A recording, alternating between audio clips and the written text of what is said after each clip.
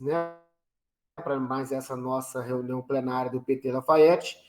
E, em segundo lugar, eu quero agradecer também a Glória, né, que é do PT lá de Sete Lagoas, né, que nos emprestou a sala dela lá do Movimento dos Trabalhadores Cristãos, que ela também é do MTC, e aí ela cedeu generosamente para a gente essa sala, então hoje nós vamos poder fazer a reunião sem preocupar com o horário, para não cair todo mundo aqui, igual foram as passadas.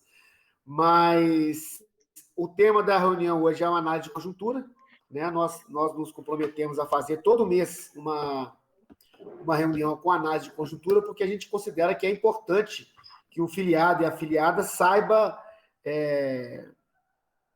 Primeiro tenha conhecimento do que está acontecendo, né, no mundo político, nacional, estadual, local, né, regional, de todas as instâncias, e também um espaço que ele tenha conhecimento e, ao mesmo tempo, sabe do que está acontecendo, mas com uma outra visão, que não, às vezes, o que está no geral, né?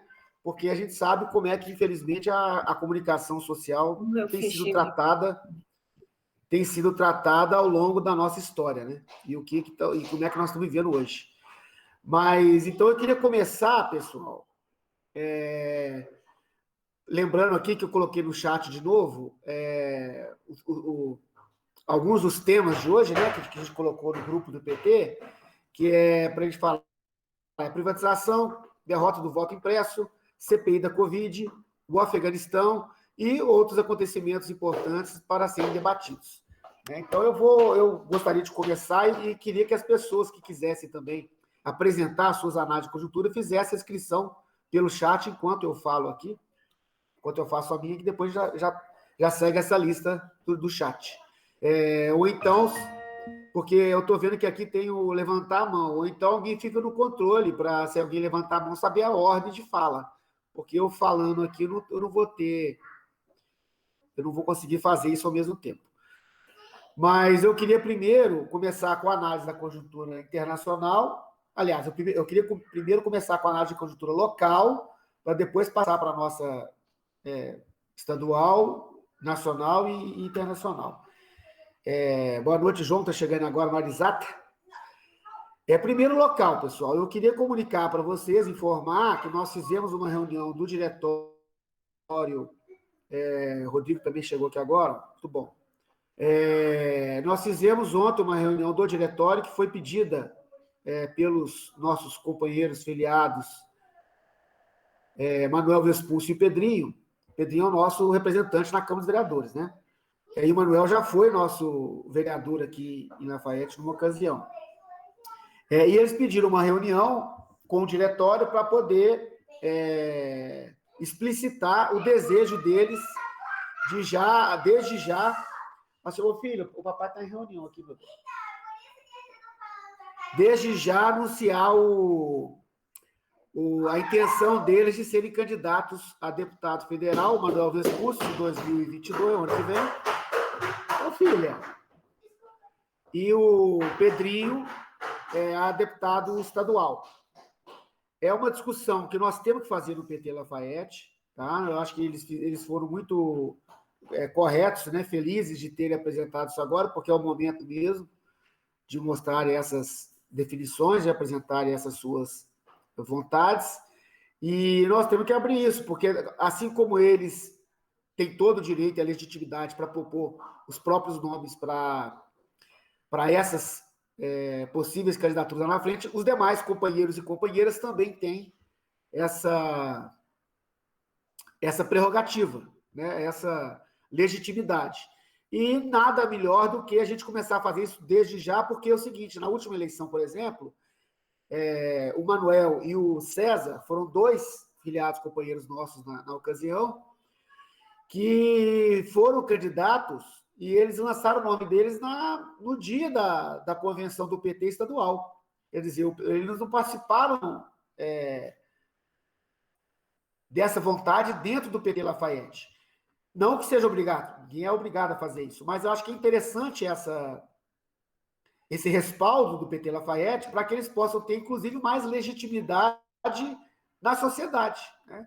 Então, é importante que a gente faça essa discussão. todos os presentes expuseram as suas avaliações a respeito. Eu, por exemplo, é o que eu disse para eles, é o que eu estou dizendo aqui, é o que eu deixei bem claro, que a gente não pode, como diretório, né, fechar a candidatura. Eu acho que isso seria um erro, né, tanto um erro político quanto um erro estratégico do PT Lafayette, se a gente fechasse candidaturas, porque não dá para a gente confundir o partido com mandatos, né? Nós temos muitos outros prováveis candidatos o ano que vem, e nós temos que recebê-los da melhor forma possível, né? Todos os nossos companheiros e companheiras do Estado inteiro, sejam ou não hoje deputados ou deputadas, ou senador ou o que for, eles têm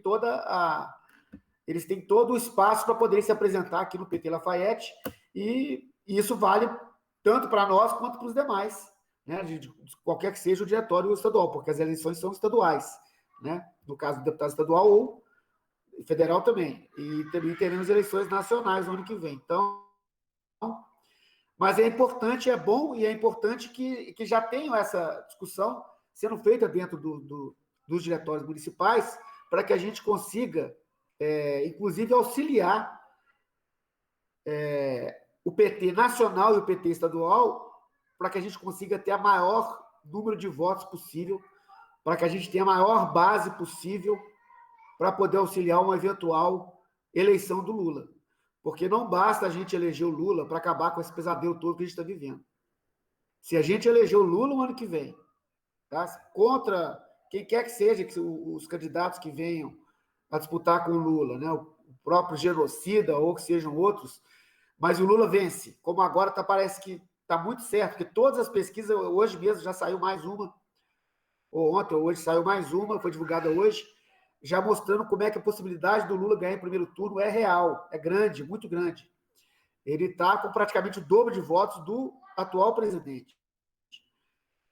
Então, vocês imaginam o potencial disso na hora de uma eleição. Mas não basta eleger o Lula, pessoal. Não dá para a gente ter ilusão de que só elegendo o presidente da República a gente resolve. Nós temos que eleger, junto com o Lula, uma base grande para auxiliar ele no Congresso Nacional, uma base grande de deputados, vou deixar bem claro, deputadas e deputados, uma base grande de senadores, senadoras e senadores.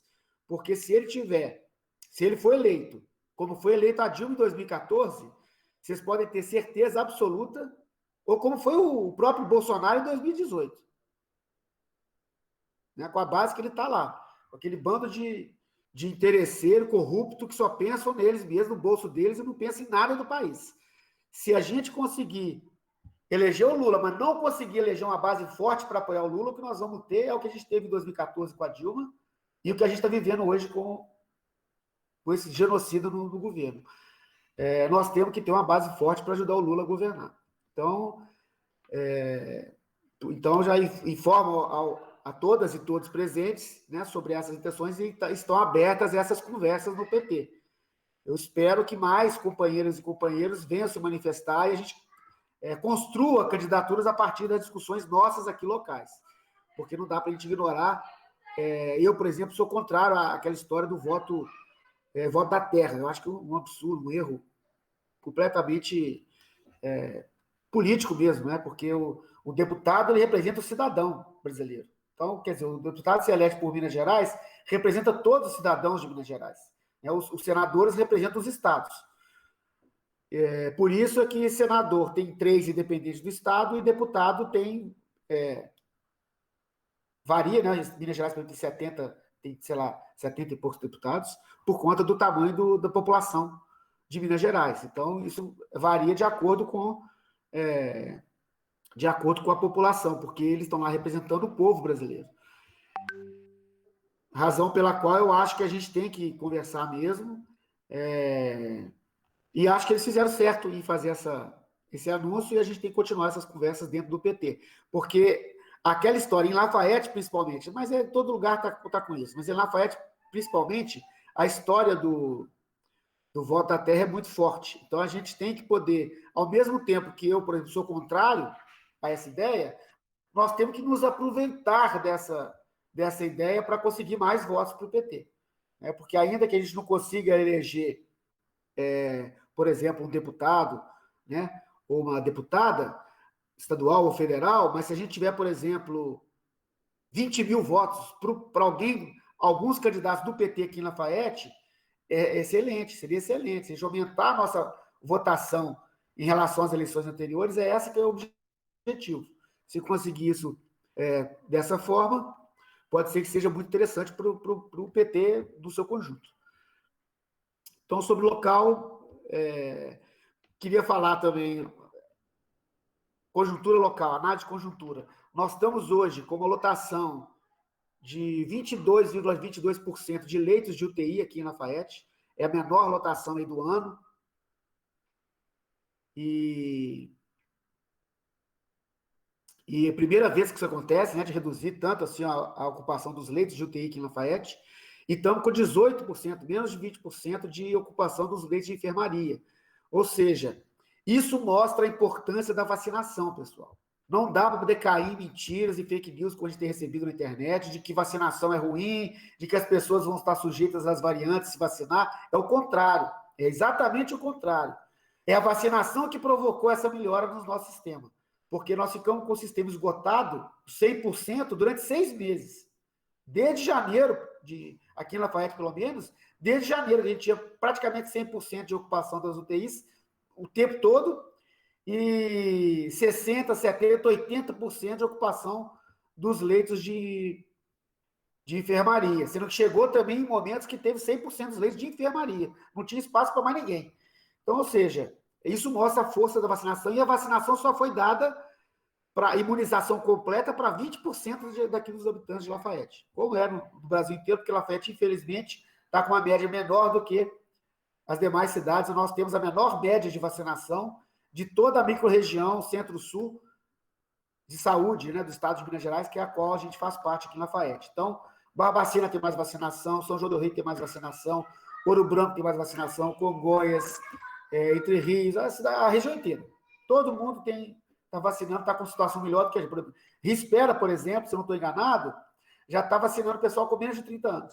E a gente ainda está aqui, se não me engano, fazendo cadastro para 35 anos de vacinação. Então, primeiro, a vacinação mostra a importância dela para poder quebrar a disseminação do vírus. E segundo, ela mostra a importância dela para acabar com aquele morticínio, aquele número de morte absurdo que a gente estava vivendo. E a vacinação é o único remédio eficaz, é o único remédio que funciona. Nenhum desses outros conversa fiada de tratamento precoce, como é que fala? Eles tinham outro nome também que falava lá. Tudo mentira. Nenhum desses se mostrou, na realidade, com alguma eficácia, com alguma eficiência. Se você for pegar os quase 600 mil brasileiros vítimas da Covid no Brasil, você vai ver que lá 90% deles fizeram uso desses medicamentos que eles receitavam e não adiantou nada, porque não adiantou mesmo, eles não funcionam. Por isso é que não adianta nada.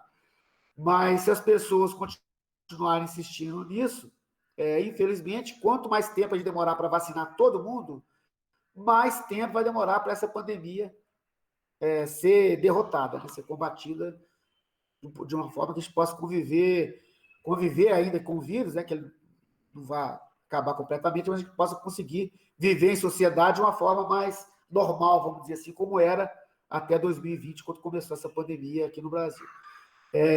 Sobre a conjuntura nacional, a gente tem um governo muito fragilizado. Você vê que ele está um governo com atitudes praticamente histéricas, né, que o genocida tem promovido junto com seus aliados mais próximos, ministros, ministro da Defesa, etc. Eu vejo isso como um momento de fraqueza, que ele está desesperado porque ele está vendo que realmente está tudo desandando, o governo dele está se desestruturando completamente. Mas, infelizmente, é um governo que não se preocupa em seguir regra do jogo, não se preocupa com o próximo, né, com respeito ao próximo. Então, esse é um governo que tem ideologia fascista mesmo, não dá para poder negar. Eles não querem saber, a democracia só vale para eles quando eles ganham. E nem aí, porque você pega essa questão do voto, por exemplo, impresso, o engodo que eles quiseram fazer, a partir do nada, dizendo que já tinham ganhado em primeiro turno, e a fraude não deixou eles ganharem. Quer dizer, quem faz fraude para perder? Lá em 2014, o Aécio ganhou. Eles fizeram as as devidas investigações lá em 2014 e viram que não acharam absolutamente nada. Então, quer dizer, mas insistem nessa teoria. Se a gente tivesse o voto impresso, eles estariam falando que era o voto impresso, que era inseguro, que tinha que acabar com o voto impresso, tinha que fazer o voto eletrônico. Ou seja, é só argumento para tentar justificar a crise do próprio sistema que eles estão defendendo. Na verdade, eles não querem eleição, eles querem ganhar sem disputar, né? E ficam tentando acabar com o processo para poder, de forma autoritária, né, de forma antidemocrática, manter o poder que hoje está na mão deles. Queiramos nós ou não, eles é que estão no governo. Né? Então, mas eu acho que, principalmente por conta da ação da CPI, que está deixando o governo completamente de calça curta, vamos dizer assim, né?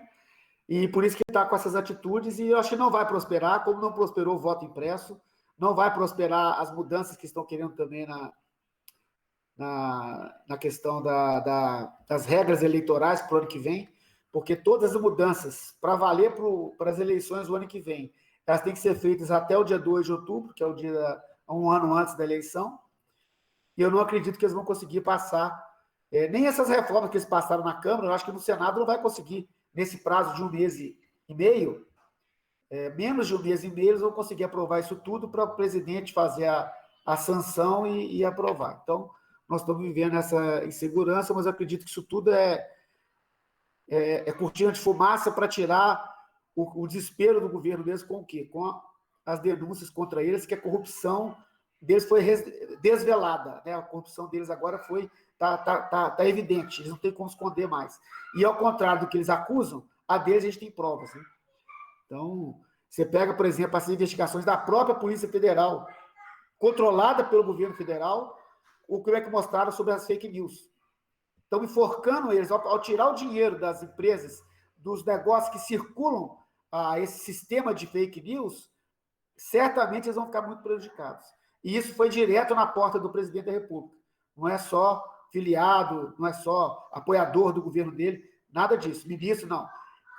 Também eles, mas bateu na porta do presidente e dos seus filhos. Então, nós temos que ficar bem de olho no que vai acontecer com essas investigações, porque é o nosso presidente, que eu nunca vi um presidente com tanta investigação, com tanto crime praticado, e o genocida cúmplice dele lá na presidência da Câmara dos Deputados, que é o Arthur Lira, não abre nenhum dos mais de 100 pedidos de impeachment que estão lá para poder correr e a gente evitar que continue esse absurdo que a gente está vivendo hoje, que além de ter uma pandemia que está vitimando, já matou mais de 4 milhões de pessoas no mundo inteiro, já levou quase 600 mil brasileiros, e com o governo que nega até a pandemia. Né? Nega as medidas de prevenção, nega a ciência, nega a necessidade de usar máscara, nega tudo aquilo que já mostrou que tem alguma serventia. Eles negam. E promovem, a vacina só valia quando era com os aliados deles para eles poderem pegar propina. A vacina comprada direto do laboratório, essa não serve. E era a mesma vacina. Eles queriam comprar de terceiros a mesma vacina que eles negaram comprar direto da fábrica. Então, você vê o absurdo que a gente está vivendo e o baixo nível que é essa turma de bandido que está lá no governo federal hoje. Então, sobre o nacional é isso. E eu queria falar também, mas enquanto isso, nós estamos vivendo um governo fascista, né, de tendência fascista, que está de todas as formas tentando viabilizar o fechamento do regime, né, a quebra do sistema democrático, da democracia nossa, criar uma autocracia, né, como a gente tinha na ditadura militar, que era também civil, que foi de 64 até 1985 no Brasil. Eles estão querendo claramente, só não conseguiu ainda essa ditadura porque ele foi incapaz de fazer. Ele já tentou várias vezes, mas está dando com os burros na água. Eu espero que ele continue tentando e perdendo, porque essa é a nossa única salvação de uma ditadura, que ele continue perdendo esses intentos dele. Mas a boiada está passando, gente. Ele tem uma base do Congresso Nacional, a base eu não vou dizer não dos fascistas que apoiam o Bolsonaro em tudo quanto é coisa. Não estou falando em relação a isso. Mas em relação ao neoliberalismo, que é uma das bases do governo do Bolsonaro, a aliança que ele fez com os neoliberais, com os ultraliberais, essa ele ainda tem maioria e está passando, a boiada está passando. Por isso nós estamos perdendo direito trabalhista, direito social, direito previdenciário. Agora já veio de novo mais uma parte da reforma trabalhista acabando com o direito nosso de 80 anos que a gente já tinha no Brasil. E eles estão acabando completamente com isso. Então, privatização, quer dizer, a pauta deles de privatização está correndo solta, né? Aquilo que era a nossa salvação, que era a salvação do Brasil para a educação e para a saúde, que era o pré-sal, já levaram, mandaram tudo para fora, né? Porque hoje nós, o brasileiro mesmo, não tem mais nenhuma ingerência sobre o petróleo e os lucros que o petróleo do pré-sal gerava, como tinha na época do PT, né? Que nós hoje já estaremos recebendo milhões de reais só por conta do pré-sal, deixamos de receber para entregar isso para lucro de estrangeiros, infelizmente, e é por isso que eles deram o golpe. A gente tem que saber disso sempre, ter isso sempre em mente. Foi por isso que eles deram o golpe. Tá? Não foi porque o PT é isso ou o PT é aquilo. O PT foi só a desculpa. Porque o que eles queriam mesmo é tomar conta dos bens e desses recursos que o que a gente estava fazendo no nosso governo está entregando para o povo. Né? Por isso que a gasolina, na nossa época, a política de preços, de formação de preços do governo, junto à Petrobras, era o quê? Beneficiar a população. Se você gasta $8 para produzir um barril de petróleo, você tem que colocar o custo dele de $8. Como o barril do petróleo no mercado internacional hoje é $50, eles não querem saber se eles estão gastando $8 para produzir. Eles estão vendendo para nós, todo o povo brasileiro, a $50 o barril. Então é por isso que a gasolina passou de R$3 para 6 e os quebrados igual está hoje. Quer dizer, o que a gente fez em 13 anos, conseguimos, por exemplo, segurar o preço do gás de cozinha, que ficou a R$35 durante 13 anos nos governos do PT, nunca aumentou, nem um centavo o governo do PT não aumentou o gás de cozinha na Petrobras, na distribuidora, foi sempre o mesmo preço, a gente comprava ele a R$35, por 13 anos foi isso, hoje tem lugar que está mais de R$100. Então, vocês imaginam o impacto que isso tem na vida das pessoas. Então, essa que é a minha avaliação sobre a análise de conjuntura nacional. E, por fim, só para concluir, que eu já falei... falei 15 minutos já, desculpa, gente. Só para concluir mesmo. Eu queria falar sobre a derrota dos Estados Unidos na invasão e ocupação do Afeganistão por 20 anos. É mais uma derrota dos Estados Unidos, é mais uma guerra que eles perdem. Desde a Segunda Guerra Mundial, que eu me lembro que eles não ganharam nenhuma. Toda a guerra que eles entram, foi no Vietnã, perderam. Na Coreia, perderam. No Iraque, perderam. A única guerra que eu lembro que eles ganharam foi a contra o Kuwait, né, que foi quando o Iraque invadiu o Kuwait, eles conseguiram recuperar o Kuwait. De resto, todas as guerras que eles entraram, ainda que seja igual essa contra o Afeganistão, que a desculpa era contra o terrorismo, mataram o Bin Laden 10 anos depois e ainda ficou mais 10 anos para poder sair de lá. Então, eu acho que é muito bom que eles saiam, sabe? É muito bom que eles tenham sido derrotados, mas isso também não dá alegria para a gente derrotados por quem? Porque o Talibã é a expressão máxima do que representa o governo Bolsonaro no Brasil. Então, aqueles que estão dominando o Afeganistão hoje são o extremo do extremo daquilo que os bolsonaristas querem no Brasil, que é a união de milícias armadas com religião controlando o governo e a política e na base da força, né? Então, é um governo de extrema direita, só para lembrar, eles são... Desde o início, eles são anticomunistas, e foi por conta de ser contra os comunistas que o governo do Estado, foram os próprios Estados Unidos, quem organizou, armou, equipou, treinou esse pessoal desde o final da década de 70. Né? Desde o final de 1979, passou os anos 80 inteiros, os anos 90, e agora chegou no que ele chegou hoje. Né? São nada mais do que um grupo terrorista que é financiado pelos próprios Estados Unidos, que falam que luta contra o terrorismo. Então, essa é o grande paradoxo que eles estão vivendo, mas a gente tem que reconhecer que, por mais que o presidente Biden está sendo crucificado lá nos Estados Unidos e no mundo inteiro por essa retirada não foi combinada só por ele, já vinha sendo proposta desde o governo do Obama, né? E infelizmente que o fizeram, porque nós defendemos, acima de tudo, a autonomia e a soberania dos povos. Quem tem que decidir sobre a sua própria vida e sobre o seu próprio sistema de governo e forma de vida é o próprio povo lá do Afeganistão. Então, nisso eu acho que não dá para poder a gente achar ruim. Porque tem muita gente que apoia o Bolsonaro, por exemplo, que está lá reclamando porque os Estados Unidos abandonou o Afeganistão, por isso que ele está lá sendo nominado. Essa é uma consequência daquilo que já era 20 anos atrás. Por quê? Porque eles não deveriam ter ocupado, eles não poderiam ter invadido um outro país sob qualquer argumento, como eles fizeram, né? De ir procurar um terrorista, de acabar com uma organização terrorista. Você veja que eles não pegaram ele lá 10 anos depois, o tal do esqueci até o nome do terrorista lá, do Osama Bin Laden, ele não estava no Afeganistão, ele foi pego no Paquistão. O pessoal que trabalhava junto com ele era um cidadão da Arábia Saudita. Os membros da Al-Qaeda, que era o grupo terrorista qual ele fazia parte, eram da Arábia Saudita também, a sua grande maioria, e a Arábia Saudita, aliada dos Estados Unidos, é uma ditadura exatamente igual ao que o Talibã quer propor lá no Afeganistão, e eles conversam numa boa e não tem problema. Então, daí vocês veem que o problema não é ser ditadura, o problema não é ser de esquerda, o problema deles é só o seguinte, eles terem geopoliticamente aliados em lugares que são sensíveis para eles. Então, eu acho que nessa questão acertou os governos que já defenderam essa retirada dos Estados Unidos e já assumiram a disposição de conversar com o governo talibã, que deveria ser a posição de todo mundo. Porque essa que é a regra básica do direito internacional, né, de respeito, soberania e autonomia dos povos e dos países. Então, basicamente é isso, pessoal. Eu encerro aqui por mim e vou passar para os demais aí.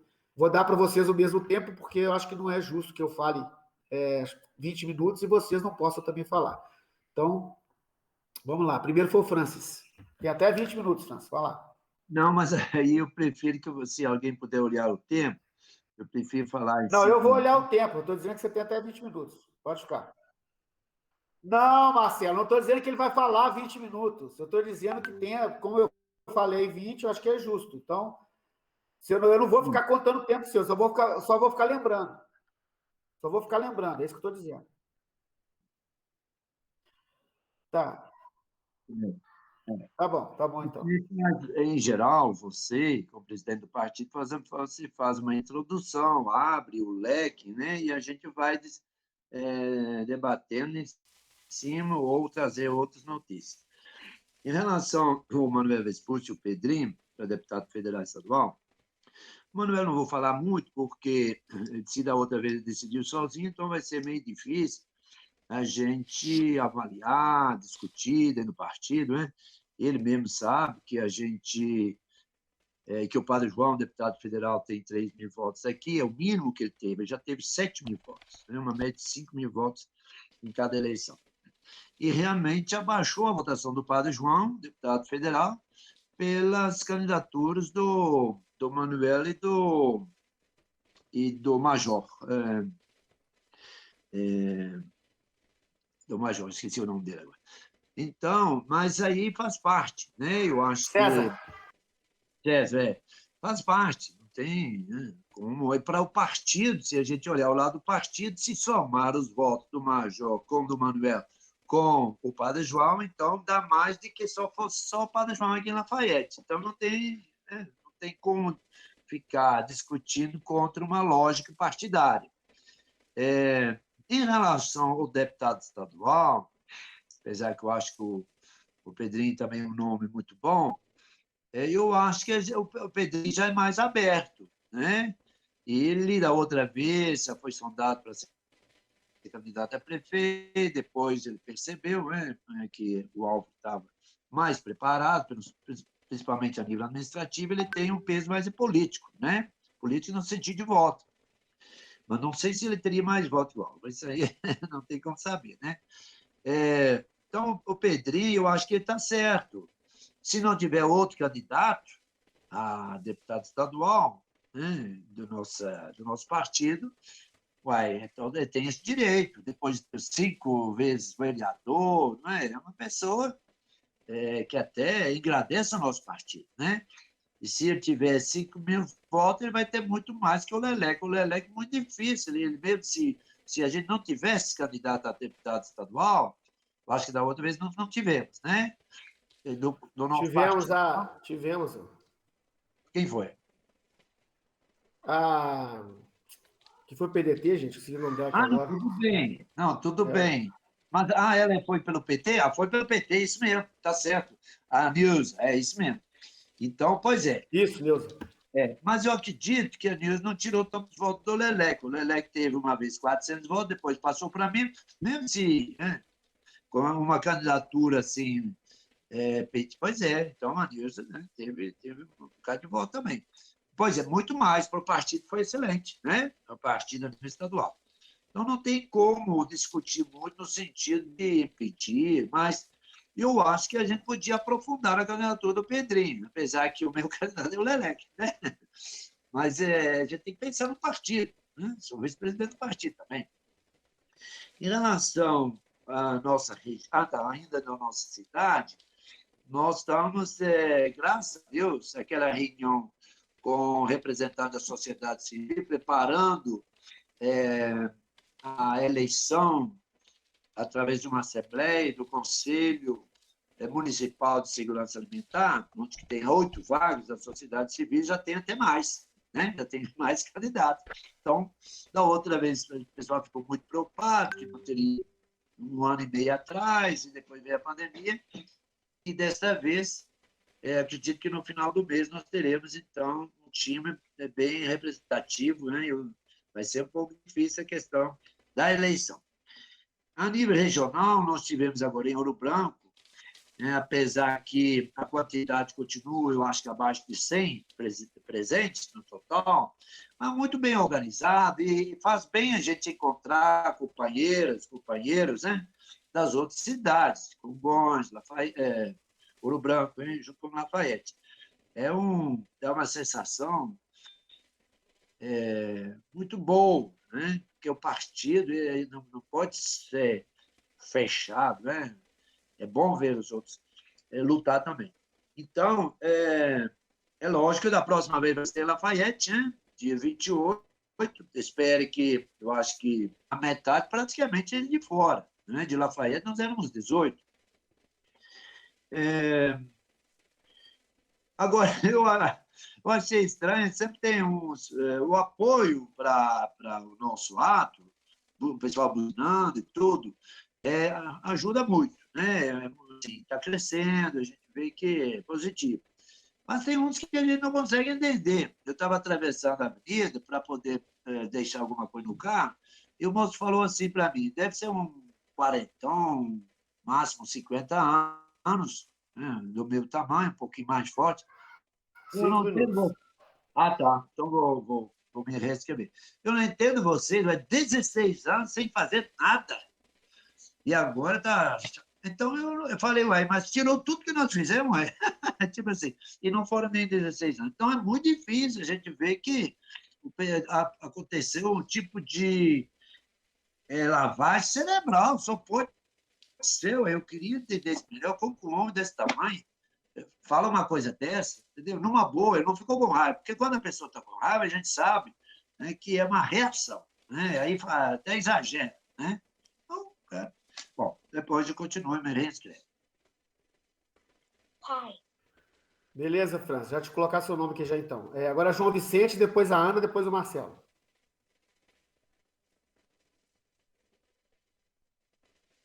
Oi? Foi. Foi sim. Tá ouvindo? Estamos te ouvindo, João. Pode falar. Então, beleza. Boa noite a todos. Eu também vou ser breve. Bom, com relação a essa discussão aí sobre os nomes do Manel e do Pedrinho, numa perspectiva de serem candidatos também do PT para 2022, eu particularmente vejo com muita tranquilidade. Debate interno faz parte da vida cotidiana do Partido dos Trabalhadores em período eleitoral, né? Existe essas discussões internas do partido, né, de forma democrática, as pessoas se colocarem o seu nome para a disputa eleitoral. Então, quanto a isso, companheiros e companheiras, e é bom que está vindo com antecedência, não está tendo aquela confusão que o Alves citou aí, foi na executiva estadual, enfim. O Manuel falando que não teve espaço, não sei o quê, pererê. A história que todo mundo conhece. Então, quanto a isso, tranquilo demais. Com relação vamos dizer, a conjuntura local, enfim, eu estou acompanhando, né? Eu estou saindo muito pouco de casa, mais na hora do almoço, mas eu fico vendo o pessoal fica surfando, né? Vamos dar um exemplo aí do presidente do PSD, que está ocupando espaço na mídia. Ele mexe está lá entrando com uma proposta na Câmara, na Prefeitura, enfim. Eu vejo que existe uma articulação local, né, de nomes, principalmente de prefeito, de candidatos, principalmente a prefeito, né, da última eleição, prefeito, que estão se articulando nesse sentido. Por exemplo, esse menino do PSD aí, vira e mexe, a questão aí do IML, né? Está uma discussão aí sobre o Instituto de Medicina Legal, que está para sair, que agora tem de IBH, enfim, confusão toda. E que a imprensa começou a bater, e aí provoca o deputado, enfim. Uma discussão, esquecendo que nós estamos vivendo num país com grande dificuldade econômica, sanitária, enfim. E fica pegando e discutindo coisas que, na verdade, não é de um deputado, não é uma demanda de um deputado, de um vereador, é uma demanda da sociedade, né? E uma coisa que não é difícil, por que está indo, embora o Instituto de Medicina Legal, lá o IML, dizendo que acabou o cargo, né? Não tem cargo, o Estado extinguiu o cargo, enfim. Mas o que eu quero dizer com isso é que nós precisamos mesmo, na questão local, ter uma atenção mesmo maior nessa questão, dessas políticas local que está acontecendo, CPI para cá, CPI para lá. E o partido realmente está atento com relação a isso. Lá na Câmara, eu particularmente tenho acompanhado pouco lá na Câmara. Essa questão aí do mandato do Pedrinho, como é que está a CPI. E a questão aí da vacina, né? O Alves citou aí, ainda estão realmente muito devagar. Lafayette está com 20%, apenas 20%, né, de pessoal com a vacina D2, né? Que é a segunda dose. E 63% da população com uma dose. Enfim, talento, assim, em comparação às outras cidades do nosso território.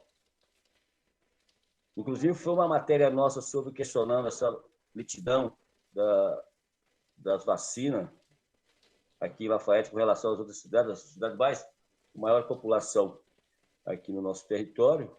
Aí eles começou a discutir essa questão de Barbacena, né? Porque Barbacena está tendo mais vacina do que Lafayette, que está tendo algum privilégio, enfim. Mas por que não, lá no início, eles não perceberam isso? Que Barbacena está recebendo mais que Lafayette?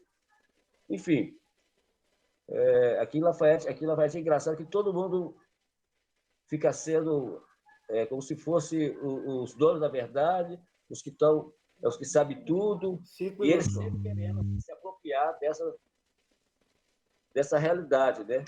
Porque essa questão da vacina em Lafayette realmente é coordenação, coordenação, como que está se dando. E é o acompanhamento, por exemplo, a gente está por fora do acompanhamento, por exemplo, aí da equipe aí, como é que fala, que acompanha aí, que decide pela volta, da flexibilização, não sei o quê. Inclusive, BH está voltando, o aumento do índice de contaminação, porque flexibilizou, é outra coisa, o pessoal está flexibilizando como se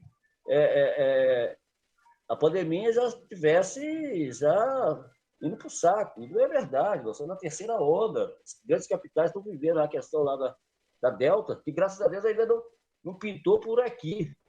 Né? Talvez já até pintou, gente. Tem denúncia até de subnotificação, né, da Delta hoje no Brasil.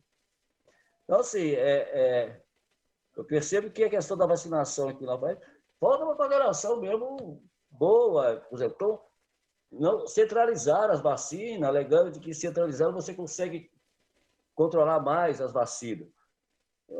Dificultando para a população. Não sei.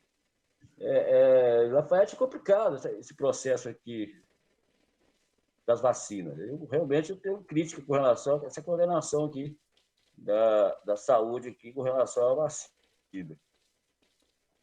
A nível nacional, a questão nacional, o Alvo também colocou muito bem essa questão. O governo Bolsonaro é um governo de grandes retrocessos, né? Mas que está conseguindo passar a cartilha neoliberal, não tenho dúvida. Está passando a boiada mesmo.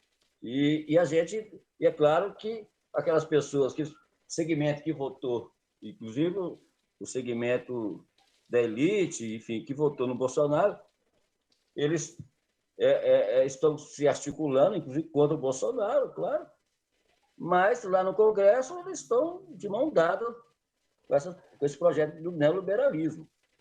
Agora, isso não quer dizer de que nós não temos que conversar com todo mundo, né? E Lula não é bobo, e por isso que ele está fazendo as suas viagens, as suas conversas e amarrando amarrando bem essa questão das alianças, para a gente não ser pego de surpresa. Mas, para finalizar, internacional, aí, porque aí colocou a questão lá do Talibã, né? Do vergonhoso saída dos Estados Unidos. Eu nem sei se é vergonhoso, porque os Estados Unidos estão tomando um prejuízo muito grande lá no Afeganistão. Apesar que ela tem trilhões e trilhões de jazidas, principalmente de cobre, né? A questão da invasão desses países lá do Oriente Médio é o que está debaixo da terra. E eu acho que os Estados Unidos não estavam aguentando mais ficar lá, né, no Afeganistão e gastando muito dinheiro, apesar de que lá debaixo da terra tem trilhões de jazidas, né, toneladas de jazidas, trilhões de dólares. Segundo o levantamento que eles fizeram, 1 trilhão. Em 2010, os Estados Unidos fez 1 trilhão de jazidas, principalmente de cobre. E esse novo governo lá, vão se aproximar da China. Então, a China vai ser a grande beneficiada com a chegada dos Talibã lá no Afeganistão, justamente por essa questão das jazidas trilionárias, né, que tem lá no subsolo do Afeganistão. Então, os Estados Unidos, isso que a gente vai ver lá na frente, né? Tá saindo vergonhosamente do Talibã, lá do Afeganistão, e deixando 1 trilhão de dólares de jazidas, e aí que pode cair no colo da China. É a geopolítica, né? É a geopolítica. O mundo é essa disputa dos interesses dos minérios, né? E por isso que eu acredito que, e aí daqui uns anos, por isso que não é à toa que eles estão explorando Marte, né? A Lua, porque quando acabar tudo aqui na Terra, 10 minutos, companheiro. Então é isso, camarada. Concluiu? Bom, beleza. Obrigado, então, João. Agora, então, é a Ana, depois o Marcelo, depois o Francis de novo. Boa noite a todos. Estão me ouvindo bem? Porque às vezes está caindo na internet e o áudio não Sim. fica muito Estamos bom. sim, estamos ouvindo. Tá. O que me preocupa na conjuntura atual é a alienação do povo brasileiro diante de tantos crimes e barbaridades que o atual presidente tem feito. Todo dia sai uma novidade sobre como ele tenta sufocar o poder de polícia de muitos ministérios, principalmente da Polícia Federal, também da Procuradoria, né, da União. Eu estou vendo isso muito claro, principalmente para abafar os crimes de responsabilidade fiscal que os filhos dele têm cometido, né? Isso você é bem nítido. E o que me deixou horrorizado é como ele conseguiu comprar é, a Câmara dos Deputados Federais e o próprio Senado, né? Então, eu me pergunto até que ponto a gente vai continuar vendo esse show de horrores. É preocupante porque governantes como ele, como o Álvaro falou, lembram muito o nazismo e o fascismo, né? Quanto mais mortes, melhor para ele. Somente com o golpe do auxílio emergencial, né? Eu sei que muita gente aproveitou o auxílio, precisava, mas ao mesmo tempo que ele esvazia os cofres públicos, ele também, de alguma maneira, ele deixa os preços aumentarem, a inflação também aumenta. E aí o salário mínimo, o salário de quem ganha um pouquinho mais, não está conseguindo acompanhar. Muita gente está trocando o almoço pelo jantar, o jantar pelo almoço, para sobreviver, tá? É a primeira coisa que eu tenho que falar. E a segunda, na questão local. Eu não vejo uma preocupação, e sim eu vejo uma omissão nesse governo atual do prefeito em relação à vacinação. Eu não estou vendo o secretariado de saúde se preocupar sequer com o andamento da vacina. Só vi ela abrir o cadastro, agora o pessoal de 29 anos ao 18, tá? E assim, não tem previsão, tá? Isso é mais preocupante ainda. Estão dando as doses e estão fazendo repescagem. Tipo assim, tem uma reportagem há pouco tempo, acho que é um fato real, ou no Correio de Minas, que mais de 20% de quem tinha que tomar a segunda dose não foi. Uns pelo movimento do negacionismo, que a vacina diz que é para matar. Então, tipo assim, a vacina vai me matar, vai instalar o coronavírus para morrer. Aí sintam casos de pessoas que tomaram a vacina e morreram. Outros motivos também se levantam porque as pessoas não têm meio de acesso, tá? E só colocar na internet não é muito bom, porque boa parte da população não tem acesso à internet. Isso foi comprovado nas aulas à distância, tá? Na rede municipal e estadual, teve dificuldade para isso. Então, isso contribui também. E o despreparo dos PSFs em anunciar e comunicar. Isso é bem nítido. O que também se coloca nesse governo local é a não presença do prefeito para esclarecer porque as vacinas não estão sendo aplicadas, por que já tem um burburinho, sim, na Secretaria de Saúde, se vocês não sabem, de até novembro desfazer do hospital de campanha, sendo que em discursos anteriores falou que se fizesse o hospital de campanha, deixaria a estrutura e o financiamento para poder atender uma boa parte da população, mesmo que não fosse pelo Covid. Então, assim, ele quer estruturar tudo, então não vai ter isso, tá? Vocês não estão sabendo, tem esse burburinho dentro da própria secretaria, está vazando pela prefeitura. Então, assim, a gente pode esperar assim, um retrocesso no atendimento, tá? E a outra coisa que me choca também é a questão do despreparo do município em relação à educação. É assim, os professores estão perdidos, não está um preparo, uma capacitação para receber os alunos. Os únicos que conseguiram resistir ao movimento das aulas presenciais foi as creches, porque eles estão com muito medo de botar em risco as crianças e os professores. E muitos 5 minutos, professores companheiro. Tudo bem. Só vou terminar aqui. Já botaram atestado justificando que são comorbidades. Então, pelo menos 40% do corpo docente, dos auxiliares, vai estar desfalcado nesse retorno nas aulas. Então, pelo menos essa é a realidade do setor atual do município. Obrigada. Obrigado a você, Ana. Agora, então, é Marcelo e depois o Francis. Boa noite, pessoal. Marcelo. Boa noite, pessoal. Eu já queria que o Álvaro me reinscrevesse, que eu acho que não vai dar para falar tudo em 5 minutos, não. Mas é o seguinte, eu vou começar falando, análise de conjuntura, falando da questão do voto impresso, que eu acho que é uma questão muito importante que foi levantada. E assim, né, que eu considero que nós não tivemos uma atitude acertada na avaliação dessa questão tão importante. Porque se a gente for avaliar, pessoal, quanto mais meios de auditar o voto nós tivermos, melhor. Tá? Essa história de que a urna eletrônica é infalível, isso daí não existe. Os caras invadiram até o sistema da CIA, invadiram o sistema da NASA, não vão invadir o sistema eleitoral brasileiro. Então, assim, não faz sentido essa defesa tão apaixonada que a esquerda fez da urna eletrônica, como nós vimos. Né? E isso daí diante de uma justiça eleitoral que fraudou flagrantemente as eleições de 2018.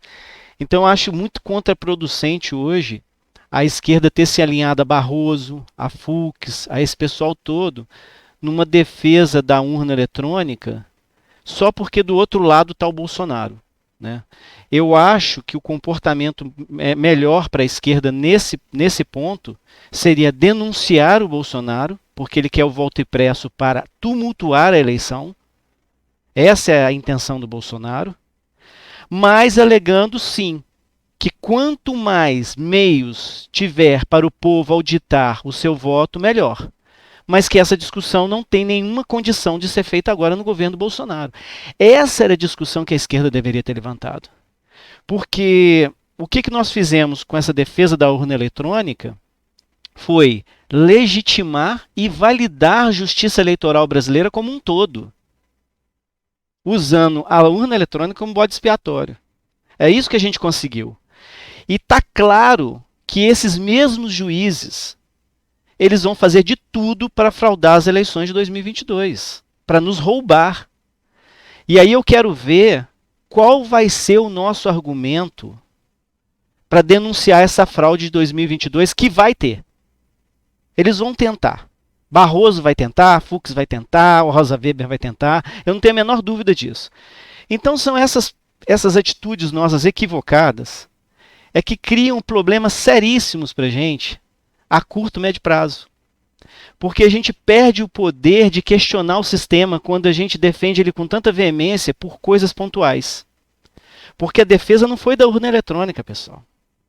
Quando a esquerda se colocou a favor da urna eletrônica de uma maneira tão apaixonada, nós validamos todo o sistema eleitoral brasileiro, que é uma fraude, o sistema eleitoral brasileiro. Mas não dá nem para a gente conversar aqui sobre todas essas nuances. Né? Eu questiono, por exemplo, por que PSDB faz 20 anos que é governo em São Paulo? Aí fala assim que São Paulo é um estado reacionário. São Paulo é o berço do PT. São Paulo é o berço do movimento sindical brasileiro. Dizer que o eleitorado paulista é reacionário, o berço da luta operária brasileira é reacionária, o berço do PT é reacionário. Então, para mim, São Paulo é um caso, eu não tenho como provar, porque eu não sou especialista em informática, né? Mas é um caso, para mim, que cheira muita corrupção.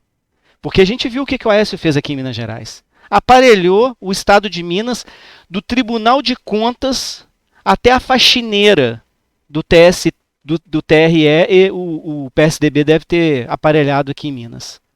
Aparelhou a imprensa, aparelhou todo mundo. E eu acredito que isso aconteceu em São Paulo. Porque lá, Ministério Público é tucano, polícia é tucano, juiz é tucano, tudo é tucano. Vai lá olhar São Paulo como é que é. Então, para mim, São Paulo é um estado com fortes indícios de fraude na urna eleitoral. Para mim eu entendo dessa maneira. Né? Mas não tem como comprovar. Quem vai comprovar isso?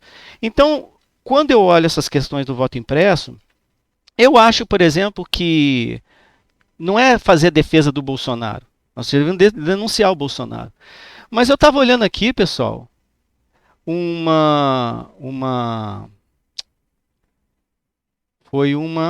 desculpe, perdi aqui, ó, uma legislação de 29 de setembro de 2009, assinada pelo presidente Lula, que está escrito aqui, ó. Serão permitidas... Não, peraí, desculpe. Artigo 5º. Artigo 5º. Fica criado a partir das eleições de 2014, isso 2009, tá? Assinado pelo Lula e aprovado por vários partidos de esquerda, inclusive. Fica criado a partir das eleições de 2014, inclusive voto impresso, conferido pelo eleitor, garantindo total sigilo do voto e observado as seguintes regras. Aí fala as regrinhas aqui. Então, ou seja, lá atrás, a gente não achava tão absurda essa ideia do voto impresso. E aqui a questão não é o voto impresso, é a continuação da urna eletrônica. Mas você ter a possibilidade de auditar este voto impresso, porque ele vai ser impresso e cair numa urna lacrada. Né? Aí eu pergunto, nós aqui de Lafayette, por exemplo, se nós tivéssemos uma urna que imprimisse o voto do cidadão e caísse numa urna lacrada, e a gente tivesse alguma suspeita, qualquer um de nós aqui teríamos condição de auditar esse voto. Qualquer um de nós. Agora, com a urna eletrônica, acabou, cara. Acabou. Nenhum de nós aqui é especialista em informática, em tecnologia da informação. Então, assim, eu não sei por que a esquerda caiu tão facilmente nessa esparrela de não querer que tenha mais um mecanismo de auditoria dos votos. Que seria um mecanismo importante. Não nessa fase, entendeu? Mas eu acho que era uma discussão muito importante, muito válida, e que nós vamos pagar caro por essa defesa da urna eletrônica no futuro. Não sei se a curto ou a longo prazo nós vamos pagar, porque uma hora vai ser cobrado de nós isso.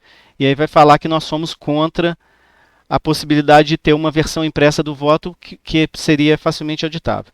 Aí eu vou terminar por aqui, né? Só falei um tema, mas eu queria falar um pouquinho de privatização dos Correios, da prisão do Roberto Jefferson, acho também muito importante isso daí, do Afeganistão, né? E queria falar da Ana, porque ela perguntou, né, por que o povo brasileiro está tão letárgico, né? Então eu tenho uma teoria sobre isso. Mas aí eu prefiro falar depois para não me estender muito nessa fala. Obrigado.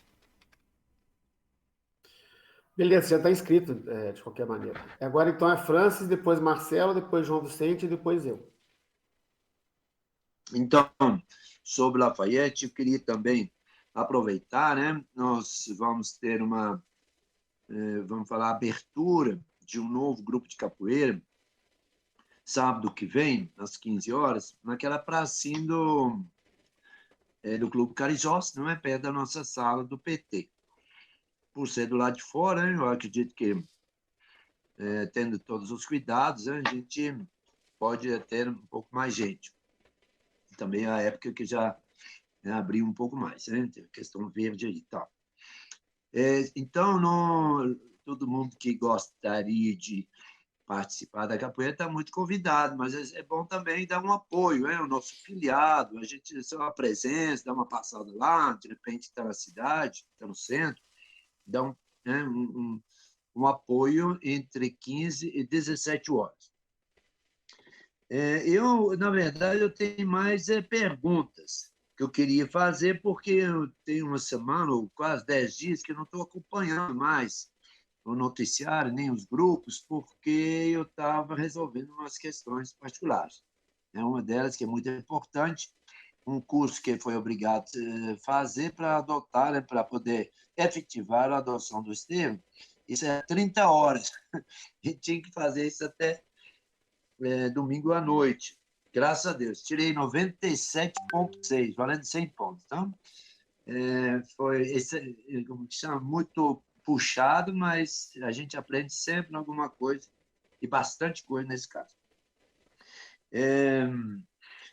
Aí também eu fiquei feliz, e para mim foi novidade, saber que existe agora, eu não sei como que chama-se, uma comissão que defende os direitos dos atingidos pelo Covid, né? Porque realmente houve falhas muito grandes do governo que atingiram, né, e trouxeram sequelas, né, de saúde que poderia ter sido evitado, pelo menos para a maioria, né, que foram atingidos pelo Covid. Eu não sei direito como funciona, mas isso eu achei até muito interessante, né? O padre João, deputado federal, com mais um deputado PT de outro estado, e o ex-deputado de São Paulo também, do PT, estão trabalhando nessa questão. E eu também levei um susto quando eu vi que em Lafayette, mais de 25% das pessoas tiveram, como que chama? Tiveram um positivo, como que chama? Alguma coisa ligada ao vírus, né? Muita gente passou por isso, eu não sabia que era tanta gente, né? Eu acho que dá mais de 25 mil pessoas. Mas as minhas perguntas são o seguinte: CPI do Covid, que ponto que está? Isso vai trazer algum bônus para nós? A gente está vendo que todos esses caras que já trabalharam ou ainda trabalham com Bolsonaro estão sendo chamados e passam por causa de vergonha, porque a turma, né, vai ter que fazer as perguntas mesmo. Então, eu não sei, eu queria saber mais. Sobre o militarismo, inclusive, terça-feira que vem, já quarta, terça-feira, me parece, que a Diocese de Mariana está promovendo, né, todas as terças-feiras no mês de agosto, alguns temas muito importantes como se fosse quase uma análise de conjuntura, e está no militarismo no meio. Mas a minha pergunta é a seguinte: será que a maioria dos militares estão assim, arrependidos, lógico, eles tiveram o salário aumentado, mas assim, querem mais alguma coisa, ou vão sair de fininho? Não estou assim, entendeu? Estou entendendo onde que eles querem chegar. Em relação aos Correios, eu queria saber, está no Senado, né? Passou na Câmara dos Deputados Federais, deve estar no Senado. Alguém tem alguma notícia, como está correndo lá? E a reforma administrativa, ela está ainda nos deputados federais, não é isso? Isso que eu queria saber. Obrigado. Obrigado, Francis. Agora, então, Marcelo de novo, e depois o João Vicente de novo, e depois eu de novo. Bom, vou tentar fechar a minha participação hoje, então, nessa fala rapidinho. A privatização do Correio, Francis, para mim vai passar. Estão passando tudo. Esse pessoal, que muitos companheiros nossos querem fazer frente ampla contra o Bolsonaro, são essas pessoas que estão aprovando esses desmontes todos. É bom deixar isso bem claro. Esse pessoal está achando assim, vamos nos unir a PSDB, fulano de tal, para o Bolsonaro. A esquerda civilizada é essa, a direita civilizada, que eles dizem que é civilizada, é essa daí que está aprovando essas coisas todas. Então, que fique bem claro na memória dos companheiros isso daí, porque é esse pessoal que a gente está querendo, muitos estão querendo fazer frente ampla para destruir o Bolsonaro. Privatização do Correio é mais um roubo, né, que vão fazer da nação brasileira para privatizar o filé. E agora parece, não sei quem lá, se foi o Mourão ou o Guedes, falou que vai criar uma outra estatal para assumir o bucho. Ou seja, pegar localidades que não dão lucro, vai ser uma nova estatal, para funcionar no vermelho lá e a gente, com os nossos impostos, ficar pagando. E abrir mão do filé para entregar para a iniciativa privada. É isso daí que é a nossa burguesia, né? É o sistema burguês que eu acho que a gente tem que derrubar, a gente tem que ter um programa eleitoral para 2022, pegando na veia e na garganta desse pessoal. Mas, infelizmente, o que eu estou vendo é que nossos companheiros, mais uma vez, vão querer se conciliar e se culiar com essa gente, para ganhar a eleição.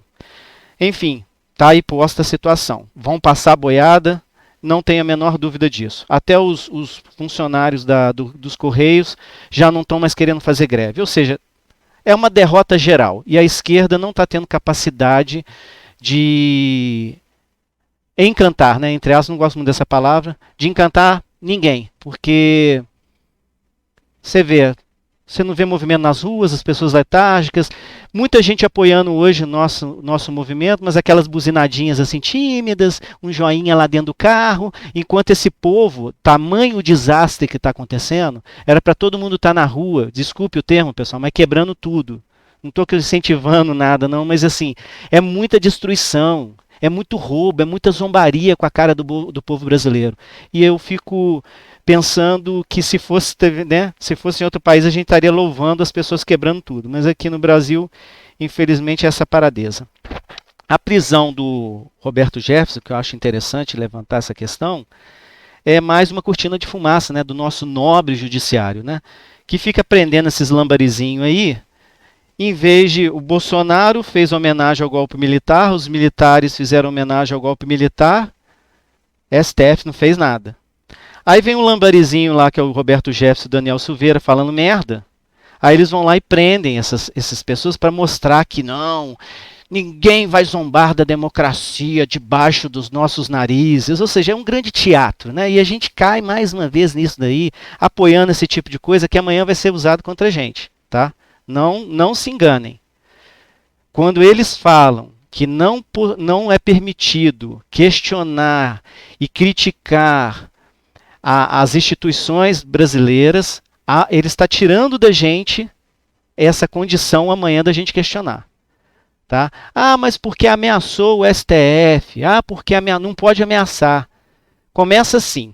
Amanhã, qualquer crítica que você fizer vai ser motivo para um juiz do STF lá, esses que não têm voto, né, que estão lá e não têm voto nenhum e que sentam monarquicamente numa cadeira até o final da vida e interferem em toda a vida da República, amanhã, qualquer coisa que a gente falar, eles vão meter a cadeia na gente e a gente não vai ter condição de falar nada, porque a gente apoiou que eles prenderam o Roberto Jefferson, a gente aplaudiu que eles apoiaram o Daniel Silveira, porque ficaram fazendo fanfarronices na internet, né?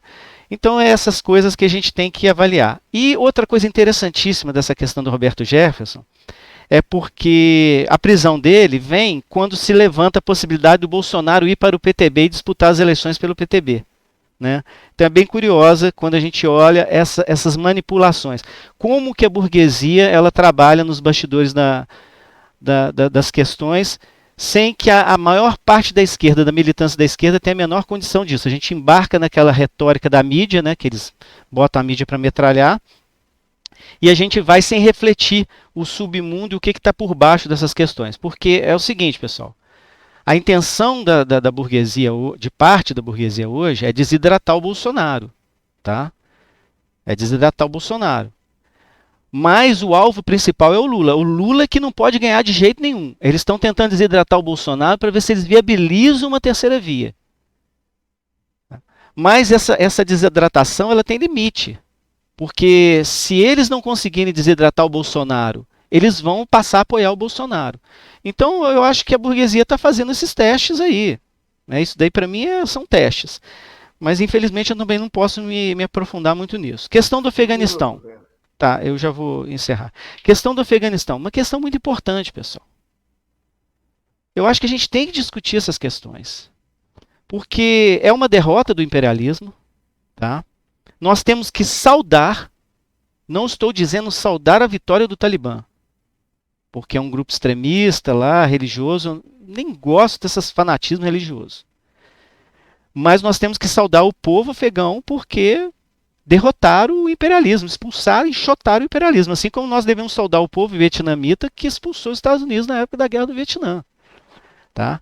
Agora, estou aqui saudando o Talibã? De jeito nenhum. Agora o povo afegão tem um outro problema, que é resolver essa questão do Talibã. E eles vão ter que resolver lá. Nós não temos essas informações, pessoal. Porque o que chega até nós são informações dessas agências internacionais, CNN, a Society Press. Esse pessoal são os mentirosos diplomados. Esse pessoal, mas eles mentem muito.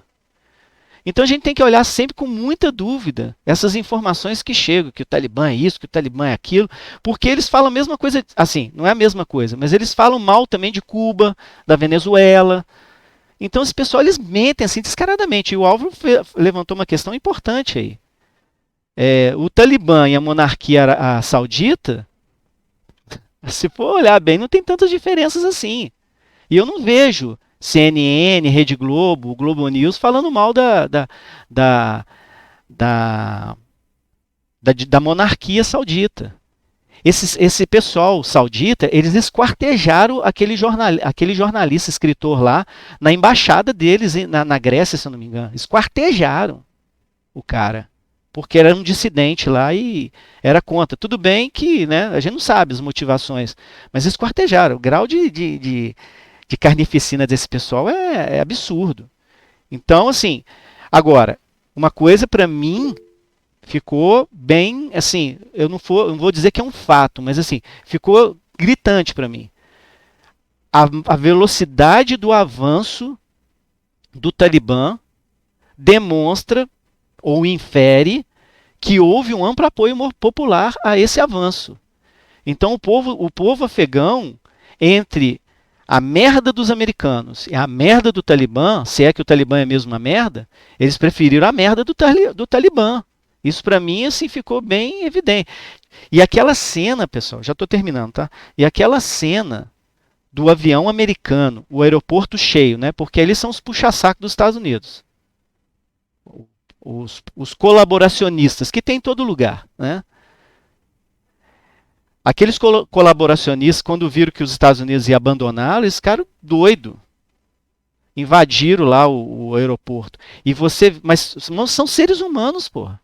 E você vê os Estados Unidos virando as costas para esse pessoal, o avião levantando o voo e as pessoas caindo do avião, que se penduraram no avião. Então são cenas muito fortes, gente. Aquilo dali é o imperialismo, sabe?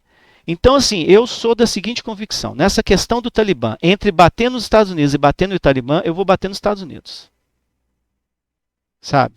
E a questão do Talibã é o povo afegão que tem que resolver isso daí.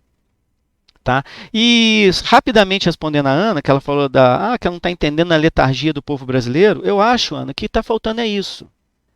O povo brasileiro, não é que o povo brasileiro é completamente acomodado. Está faltando uma direção, entendeu? O Bolsonaro, até certo ponto, ele conseguiu catalisar um pouco dessa revolta popular. Falando uma porção de merda, ele conseguiu catalisar isso, passando um discurso falso de antissistema. E a gente não está conseguindo fazer isso. Então o povo agora, diante do desastre do Bolsonaro, o povo está meio assim, tá, porra, mas será que é o PT mesmo? Não sei, né? Porque a gente está defendendo justiça eleitoral, a gente está defendendo o sistema, a gente está defendendo o Congresso, a democracia burguesa, a gente está defendendo essas coisas todas que o povo odeia. E falar que o povo brasileiro acredita no sistema eleitoral brasileiro, acredita na urna eletrônica, isso é balela. O povo brasileiro não acredita nem no sistema político. Olha o tanto de voto nulo e pessoas votando em branco. É uma descrença total no sistema político brasileiro. Aí falar que o povo acredita na urna eletrônica, eu contesto isso. Então é isso, pessoal. Eu vou encerrar aqui para não estender muito. E aí eu encerro minha participação hoje. Obrigado.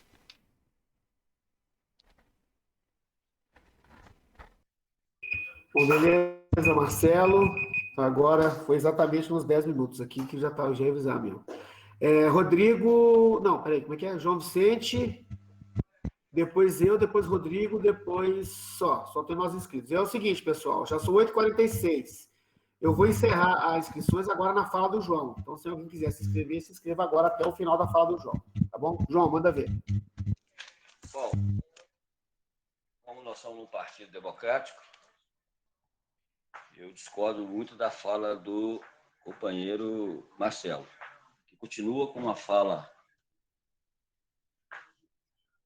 do pensamento da década de 90, 80, porque, primeiro, o Brasil não é o Afeganistão. E segundo, que aquele povo que saiu correndo lá, querendo sair fora lá dos talibãs, porque sabe o que é os talibãs. Então é muito diferente. Eu fico imaginando aquele povo do Afeganistão querendo sair daquele país que é deles, mas que infelizmente é dominado muitos anos, uma parte, houve a invasão soviética, né? Esquecemos disso, que a soviética invadiu o Afeganistão, e depois veio os Estados Unidos, enfim. Então, assim, não tem nada de colaboracionista que está correndo ali, não. Está correndo porque está com medo de morrer, de ficar ali. Um país que proíbe as mulheres a estudar, né? Estou falando dos talibãs, o regime talibã, né? Ultra extremista, fundamentalista, religioso. Quer dizer, eles são contra tudo, né? Eles são cegamente segue o fundamentalismo islâmico. E o Afeganistão tem uma história milenar, né? São um povo simples.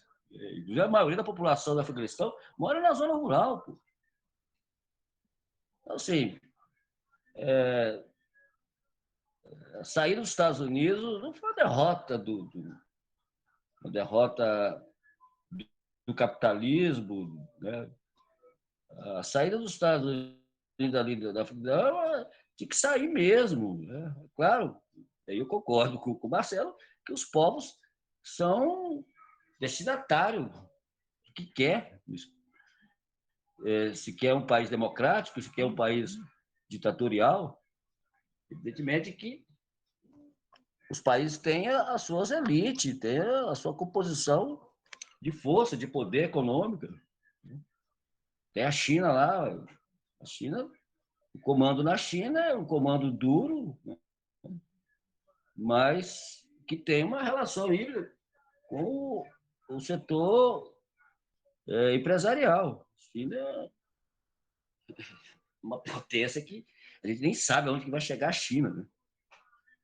Bom, com relação ao voto impresso, eu nem discordo com o Marcelo. Esse negócio do voto impresso foi uma coisa que surgiu lá, e o Fernando Henrique veio se arrastando, o Lula sancionou, o Supremo falou que é inconstitucional, e, na verdade, a lei é 2%. Era 2% dos votos. Então, a urna eletrônica é uma urna que é uma coisa nossa, e ela tem que permanecer. Agora, aqui tem um meio de realmente garantir o sigilo. Tem que ser mesmo, o voto é secreto. Assim, eu confio na urna eletrônica. Eu quero que seja a urna eletrônica daqui 1000 anos. Para não ter esse trabalho de... Porque senão, se fosse... Eu estava no São Paulo. O PT não ganhava São Paulo. Apesar de, nós tivemos 47 milhões de votos. O Haddad, pô. 47 milhões. Né? Enfim, nós ganhamos São Paulo, várias prefeituras em várias cidades, com voto eletrônico, no caso aqui em Lafayette. Ganhamos aqui em 2004, não foi com a urna eletrônica? Se não me engano, foi. Então, assim, e acho a questão aí da fala da Ana, com relação à vacina e tal, eu tenho conversado com muita gente, até mesmo já conversei com o Pedrinho, com algumas pessoas do outro partido. Eu não sei porque ainda não chamaram o Marco Antônio lá na CPI da Covid, acho que já acabou, não sei. Porque o cara é vice-prefeito, é médico, a gente nunca viu ele em lugar nenhum se posicionar. Onde é que está o vice-prefeito que é médico nesse combate à pandemia? Negócio esquisito, né?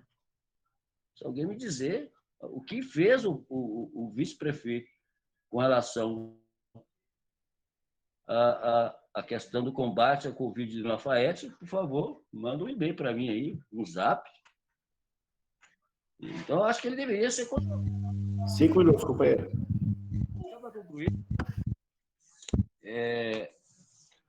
vejo que a candidatura do Pedrinho e do Manel, se ela for formalizada e, né, com discussão interna do partido, será bem-vindo, né?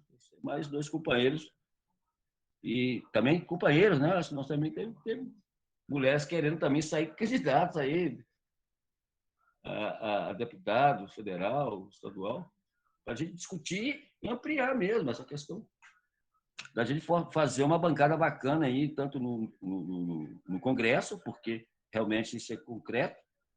Não adianta Lula ganhar se não tiver uma base no Congresso. E só para terminar, e vejo que nós temos um timoneiro. Esse timoneiro se chama Lula. Pronto, não tem para onde correr. E é Lula que vai dar o norte. Você vai conversar lá com empresário bolsonarista que se arrependeu, quer conversar, quer votar nele, quer votar no PT, na esquerda, que seja bem-vindo. Derrotar Bolsonaro é fundamental e é fundamental fazer também, claro, uma boa bancada no Congresso e nas Assembleias Legislativas. Fora Bolsonaro, Lula livre, frente ampla, os progressistas, nacionalistas, e todo aquele ser humano, cidadão, que queira transformar esse país numa nação próspera e fraterna. Obrigado, João. Quem se inscreveu aqui na fala do João foi a Ana. Então, agora estão inscritos o Álvaro, que sou eu, né? O Rodrigo e a Ana Conrado. Eu vou começar aqui, pessoal. Peraí, deixa eu marcar o meu tempo aqui.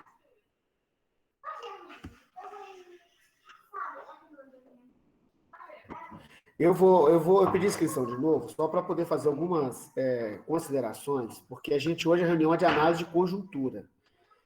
Mas tem algumas análises que foram apresentadas que não são de conjuntura, são análises de estrutura. Quer dizer, a pessoa é contra, então ela quer provar que é contra, e não importa a conjuntura. E não é esse o caso. Mas, então, assim, para falar sobre a estrutura, eu acho que a gente precisa, né, falar sobre a estrutura também, e eu não podia deixar de apresentar algumas das questões estruturais. Porque, por exemplo, você falar que a defesa da esquerda sobre o voto impresso é um erro, na verdade, você está caindo na pauta da extrema-direita. O voto impresso, não é que nós não temos nada contra o voto impresso. O Marcelo se reportou uma reforma da época do governo do PT, tem nada a ver. Só que isso já foi feito lá em 2009, para a eleição de 2010, e se mostrou completamente, como forma de avaliação, completamente ineficaz, como forma de auditoria, de verificação. Deu muito mais problema do que resultado positivo. Sendo que no resultado, no geral, ao contrário do que ele disse também, como se chama uma coisa, não tem, ele quer que a gente prove uma negativa, não tem jeito. Porque um dos princípios do pensamento racional, um dos princípios do direito, é exatamente você avaliar o positivo. Você não tem, por exemplo, não há lei sem o crime anterior que o puna. Então não adianta a pessoa chamar o outro de criminoso, querer prender ele, se não tem uma lei que tem que condena aquilo que ele está fazendo. Primeiro tem que ter a lei. Então não dá para você poder provar, que agora dá para você provar, se aquilo não funciona, você prova, você apresenta alguma prova. Agora, dizer que não dá para mostrar, porque todos os casos que nós tivemos, todos os processos de auditoria que nós fizemos, e não é nós, estou falando só o PT, não, é todo mundo, o PT inclusive, né, a sociedade inteira, todas as organizações, os partidos, as instituições de pesquisa, as instituições legais, todos a polícia, né, até o Exército participa disso, todos eles, ninguém nunca identificou nenhuma fraude, exatamente porque não é um problema que entrou no sistema da NASA, entrou no sistema da... Porque esses sistemas eles têm conexão com a internet, com o mundo exterior. E essa não tem. Então não tem jeito, não tem como você, por exemplo, filmar o que eu estou falando aqui nessa câmera se não tivesse essa câmera. O equipamento é só não ter a câmera que não tem jeito. Então é isso, não é que questão do software que controla a Câmara, que isso existe hoje, mas se você não tiver a Câmara, não tem jeito. Então é disso que se trata. E nós não fizemos aliança com o juiz, pelo amor de Deus, foi um erro crasso falar uma bobagem dessa. Nós não fizemos aliança com o juiz nenhum, o juiz não disputa eleição, nós estamos defendendo aquilo que é, eu vou mostrar aqui para vocês, os dados das eleições desde 1989, que era manual, para vocês entenderem a questão do voto. Falar, porque eu não consigo acreditar que São Paulo... É só você visitar São Paulo. Qualquer pessoa que visita São Paulo vê como é que hoje, né, nos últimos anos, né, nas últimas décadas, o voto lá tem sido uma expressão da ideia do seu eleitor médio, da maioria dos seus eleitores mesmo. Meu irmão está morando em Campinas, ele fala isso todo dia. Aliás, ele nem sabia que o PT teve tanto voto em Campinas como teve na última eleição, nas últimas eleições em geral. Porque a impressão que ele tem é exatamente o contrário, que 90% direita, PSDB e tudo em São Paulo. Aécio, por exemplo, ele falou de Aécio também, Aécio perdeu as eleições em Minas Gerais depois de 8 anos do seu governo. Que teve fraude. Se o cara, se eles têm essa capacidade de fraudar o negócio que ninguém, sem lucro, como é que ele perdeu? Inclusive aqui em Lafayette, aqui em Minas Gerais, que Lafayette sempre tinha perdido. Mas, inclusive, em Minas Gerais, as eleições, e ele perdeu contra a Dilma em 2014. Então, eu vou mostrar aqui para vocês, vou fazer a compartilhamento da tela e vou mostrar aqui para vocês a realidade dos fatos, o que aconteceu aqui no Brasil desde 1989. Quer ver? Olha aqui, ó. 1998, olha lá, ó. O único vez que o PT ganhou foi em 2002, lá em São Paulo. Olha aí, São Paulo. Tá vendo? São Paulo, 2006. 2002 já era voto eletrônico, tá? 89 é que não foi. Tá vendo? 2010, Dilma. 2014, primeiro e segundo turno. Para concluir, viu, gente? Pegou meus 5 minutos aqui, eu vou concluir passando essa. Aí, ó. Contra o Bolsonaro ganhou do Haddad. Vamos começar do início, que agora que. Pronto. Aí, ó. 89. Collor ganhou em São Paulo. Collor ganhou em São Paulo. FHC ganhou em São Paulo. FHC ganhou em São Paulo. Todos esses eram voto manual. 2002 já era voto eletrônico. Aí Lula ganhou em São Paulo. 2002. 2006 já perdeu São Paulo de novo, voto eletrônico. 2006 perdeu São Paulo de novo. 2010 perdeu São Paulo de novo. 2014 perdeu São Paulo de novo. Tá vendo? Essa é a realidade dos fatos. Esse é o dado concreto. Tanto nas eleições manuais, que foi até 98, quanto depois das eleições que foram a partir de 2002, no caso da presidencial, foram todas já com voto eletrônico. E nós ganhamos 4 eleições com o voto eletrônico. Como é que alguém pode, na esquerda, imaginar que nós fraudamos as eleições para poder ganhar? Sabe, isso aí é exatamente o argumento... Como é que para a apresentação aqui, pessoal? Aqui. Isso é exatamente o argumento do Bolsonaro, que o Bolsonaro usa. Eu não posso provar, mas teve fraude. Então não dá para a gente discutir, não é uma discussão adulta, não é uma discussão política, discutir esse tipo de preconceito. Porque não tem jeito, não dá para provar, mas é isso. Não é isso. A realidade é que não é isso. O voto é seguro, o voto é impresso, ele poderia ser adotado de novo? Poderia. A questão é que ia triplicar o custo da eleição e ia dificultar muito mais o período da apuração. Porque onde que tem impressora, se a impressora desse problema, ia ter que esperar sair resultado. Com a urna eletrônica, onde tem problema, aqui na Lafayette, por exemplo, na última eleição, teve uma urna que ficou as 2 horas, a eleição lá ficou parada, lá no Bebiano. Ou ficou mais de 2 horas, porque deu um problema na urna. Ela deu problema na bateria dela lá, alguma coisa assim, não ligou. Então, ou seja, se isso acontece com impressoras no Brasil inteiro, além das urnas eletrônicas, e para quê? Para nada, absolutamente nada, porque o processo já é auditado antes, durante e depois das eleições. Para isso que a gente tira aquelas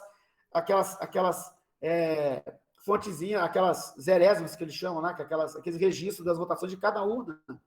O programa que está naquelas urnas, ele foi auditado antes de colocar nas urnas, depois de colocar nas urnas, foi auditado também por todo mundo, não só partido político, todos os partidos políticos. Toda a justiça, todas as instituições, as universidades, as instituições de pesquisa. Tudo. Então, quer dizer, é uma discussão completamente inútil. Querer voltar e seguir a pauta da direita. E por que eles falam isso daí? Porque é querer justificar o injustificável. Já está preparando para a derrota dele para falar que é fraude. É a técnica exatamente que fizeram nos Estados Unidos quando o voto manual. Aí não, aí o voto manual não serve, tem que ser o voto eletrônico. Então, é simplesmente isso. Não dá para insistir nesse negócio. Eu tinha que falar também sobre as questões que o Franz perguntou, mas como passou os 5 minutos, então eu vou encerrar aqui. Bola para frente aí, pessoal. Rodrigo, depois a Ana. Bom, boa noite, pessoal. Em relação à discussão que teve no diretório, eu achei positivo, realmente, o Manuel e o Pedrinho comunicarem, né, com o partido, né, agirem preventivamente. O Manuel bastante convicto e o Pedrinho ainda analisando, refletindo quais serão os passos dele daqui para frente, né, politicamente. O que eu acho importante é a gente saber como que a estratégia dessa eleição, né, proporcional, vai dialogar com a nossa eleição majoritária daqui em 2024, né? Então, é importante que a gente refletir em torno dessas candidaturas proporcionais em relação ao que vai ser a nossa, que eu acho, né, que a nossa prioridade é uma estratégia para retornarmos à prefeitura. A nível nacional, eu queria falar um pouquinho sobre o militarismo que o Franz tocou, o que os militares estão querendo. É uma ideia que eu tenho antes da eleição do Bolsonaro, onde eu tinha alguns colegas na faculdade, que a faculdade de Direito é cheia de pessoas que fazem Direito com a intenção de seguir a carreira, sobretudo na Polícia Militar e Polícia Civil. E lá eu já tinha notado que seria uma dificuldade nossa em lidar, caso o Bolsonaro fosse eleito, em lidar com o que eu acho que as forças de segurança querem, que o Francis perguntou aí, o que será que eles querem? Eles querem poder. Então, é uma dificuldade, porque historicamente, os militares tiveram um poder além do que é atribuição, né, de força de segurança, principalmente das Forças Armadas, que é em relação a ameaças externas. Então, eles querem poder, eles querem cargos e teremos dificuldade por esse desejo deles e por, historicamente, estarem atrelados ao poder. E eles querem ter, além do poder das armas, eles querem o poder político. Então, isso aí, desde lá de trás, eu já tinha até comentado com alguns companheiros aí, como que eu via dificuldade de lidar com essas forças de segurança caso Bolsonaro fosse eleito. Uma coisa que eu noto em relação à conjuntura, da gente ficar pensando como que, será que esse pessoal fez uma lavagem cerebral, etc, etc, como que tem gente que cada pesquisa que sai eu fico satisfeito por Lula estar na frente, mas fico impressionado como que ainda tem eleitor do Bolsonaro. E como que eu converso com pessoas, as pessoas de nível médio, que eu noto, um detalhe que salta aos olhos é o fantasma do comunismo. Eu conversei, não sei se foi coincidência, e a minha esposa também conversou com pessoas de nível médio, está lá o comunismo, né? Então, eu, que na adolescência já fui do PCB e tinha tirado praticamente do horizonte o comunismo, pela atual conjuntura já estou virando comunista. Porque a minha ideia, eu sou um democrata por excelência, mas vejo que como que essa discussão está voltando à tona e como que eles têm usado o comunismo para poder cerrar fileiras, como um fantasma, para poder conservar esse povo. Então, eu não sei até que ponto que isso é uma manipulação externa, né, da extrema-direita internacional em relação à ascensão da China, que eu acho que tem tudo a ver isso. Mas que no chão de fábrica, que no dia a dia, eu vejo pessoas conservando o apoio do Bolsonaro, porque o Bolsonaro vai evitar a volta dos comunistas. Isso, por incrível que pareça, uma discussão que eu acho que já estava superada, e eu vejo que não está. E eu acho que a gente deveria discutir, né, mais sobre isso aí. E em relação a essa discussão, eu acho que a esquerda não morre de amores pela urna eletrônica, não. Eu acho que o Marcelo foi até feliz em falar que não é hora de discutir. Ele falou assim, a gente acha um erro a esquerda morrer de amores, mas não é hora de discutir. Realmente não é. Pode ter falhas, a gente pode ter uma evolução em relação a isso aí, mas realmente não é hora de discutir. Isso aí, se o Bolsonaro é a favor disso, nós temos que ser contra. É a mesma coisa do Roberto Jefferson. É evidente que possa ter lá alguma coisa em relação ao garantismo, mas é uma derrota, representa uma derrota para o Bolsonaro, nós temos que estar dentro. Infelizmente, seria bom se o povo animasse para a rua, mas não vai animar, não está animando, então nós temos que aderir à luta institucional. Então, se tem um Barroso lá, que eu malhei o Barroso o tempo todo, mas o Barroso está contra o Bolsonaro, eu sou o Barroso. Eu não tem. Acho que a união agora é para tirar esse cara do poder. Não tem discussão. Eu estou junto com todo mundo que quer tirar esse merda do poder, gente. Não tem como a gente discutir isso, não. É uma discussão dentro da esquerda, a gente pode manter caladinho algumas coisas que a gente discutir depois, mas agora é evidente que não tem que discutir eletrônica, impresso, não, nós somos contra esse voto impresso, pelo amor de Deus. Nós somos a favor da prisão do Roberto Jefferson, né? E na conjuntura internacional, aí eu acho que tem que ser analisado, uma coisa é o evento da saída dos americanos.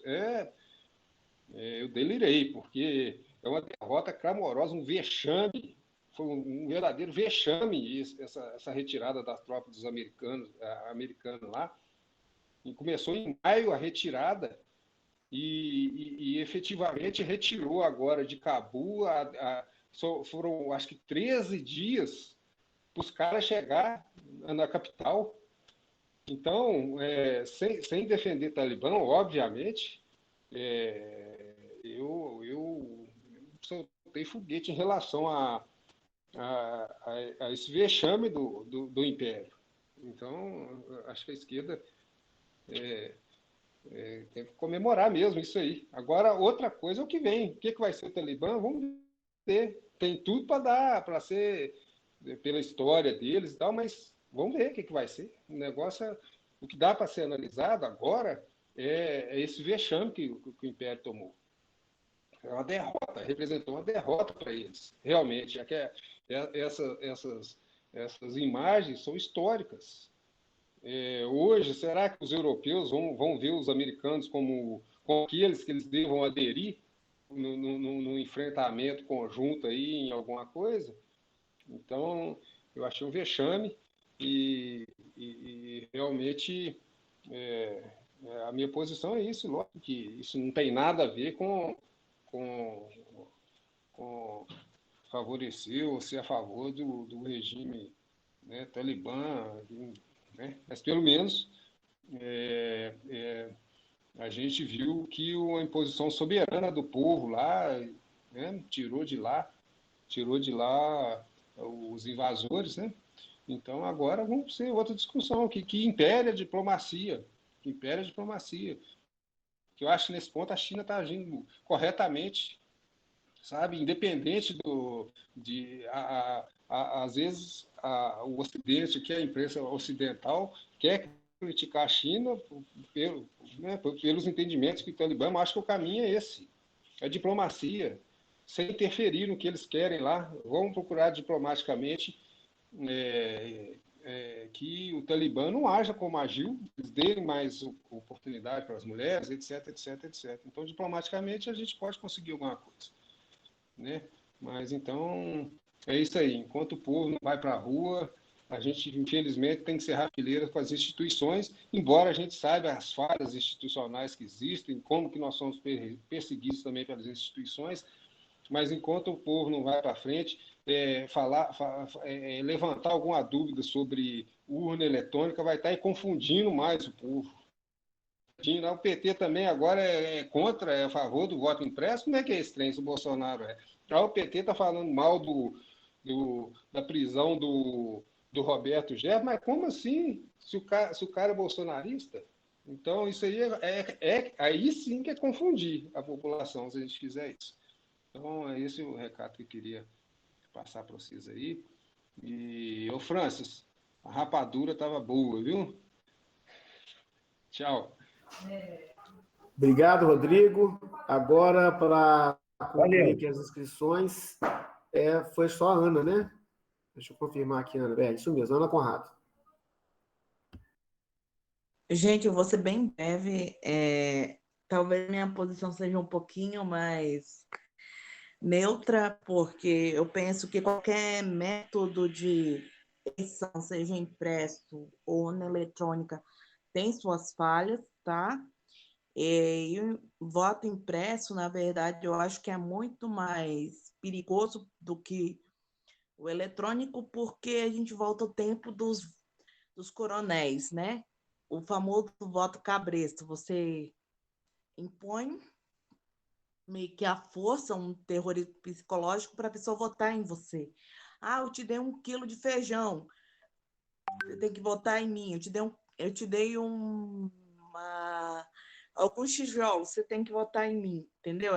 Aquela coisa meio imediatista. Então, eu não sou totalmente a favor do voto impresso nem da urna eletrônica.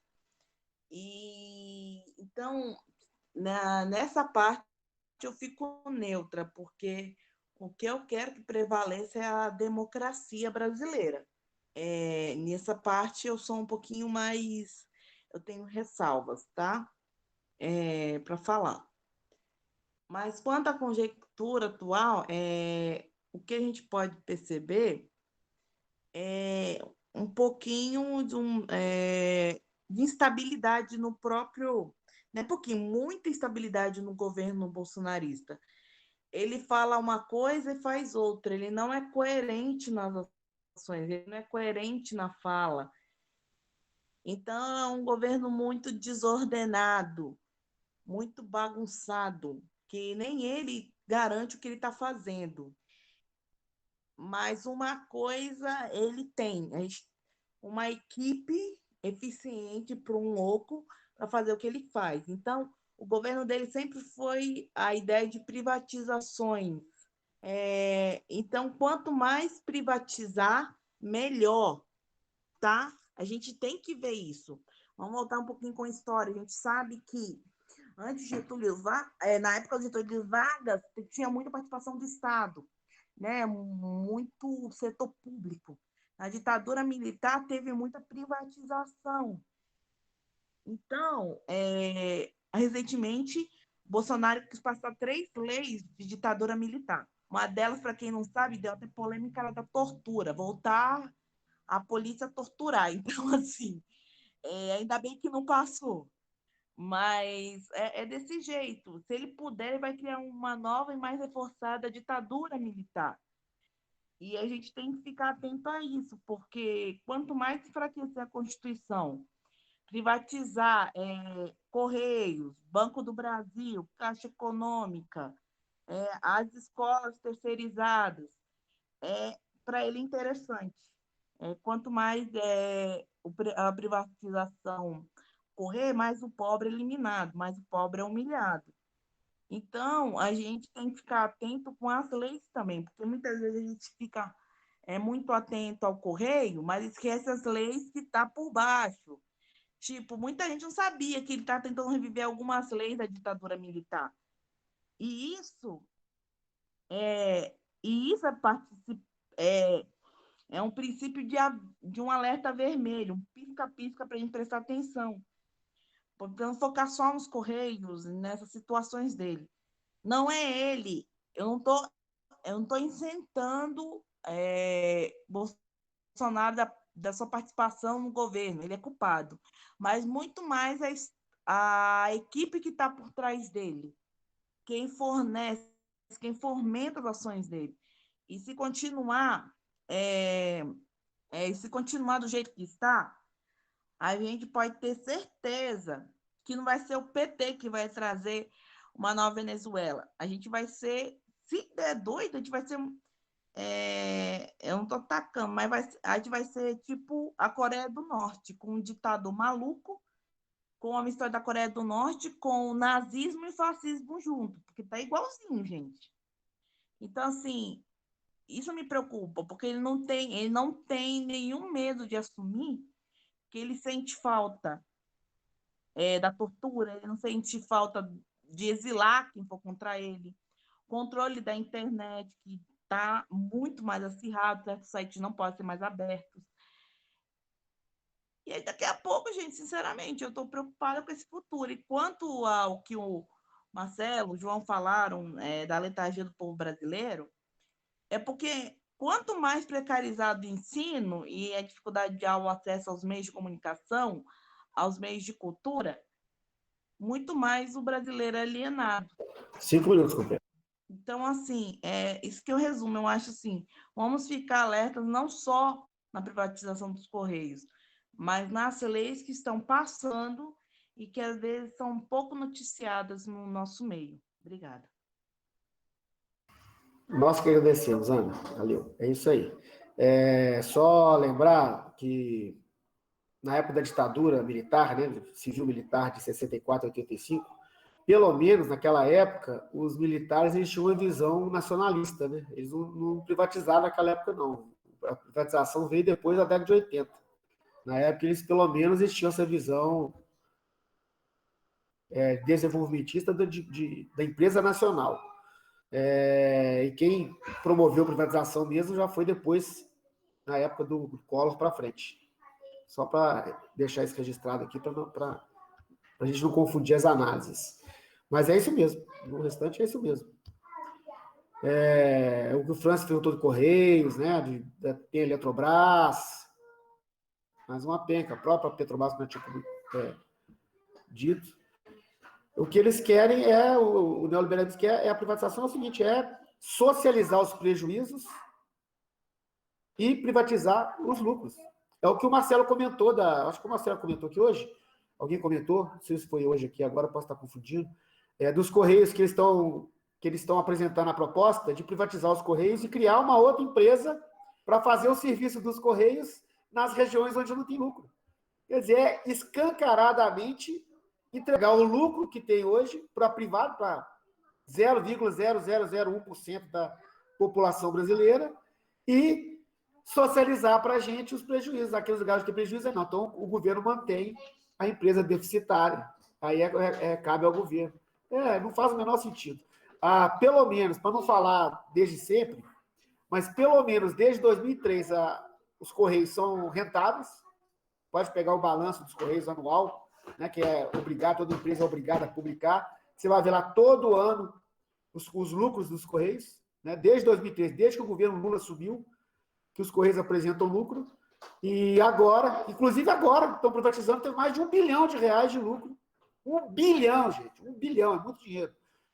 De lucro só os Correios, e ainda assim também privatizar nessa alegação de que dá prejuízo, que o Estado é eficiente. É completo nonsense, é falta de argumento total.